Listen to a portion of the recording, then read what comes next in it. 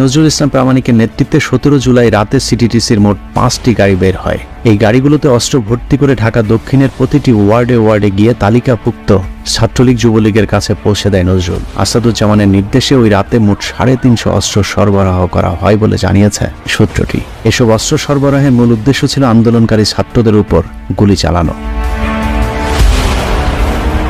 হাসিনা সরকারকে যে কোনো উপায়ে ক্ষমতায় টিকিয়ে রাখতে যত লাশ প্রয়োজন তত লাশ ফেলার পরিকল্পনা ছিল সিটিটিসির। সূত্রের তথ্য অনুযায়ী 17 জুলাই সারা দেশে ইন্টারনেট বন্ধ করে দেওয়ার সময় থেকে 4 আগস্ট পর্যন্ত আসাদ এবং নজরুলের নেতৃত্বে অন্তত 150 আন্দোলনকারীকে হত্যা করা হয়। 5 আগস্ট শেখ হাসিনা পদত্যাগের আগ মুহূর্তে সর্বোচ্চ বল প্রয়োগ করে ছাত্র জনতাকে হত্যা করে পুলিশ। বিভিন্ন জায়গায় গাড়িতে করে লাশ ফেলে আসার যে দৃশ্য সোশ্যাল মিডিয়াতে দেখা গিয়েছিল সেগুলোরও বেশিরভাগ সিটিটিসি প্রধান আসাদুজ্জামানের নির্দেশে নজরুল করেছিল।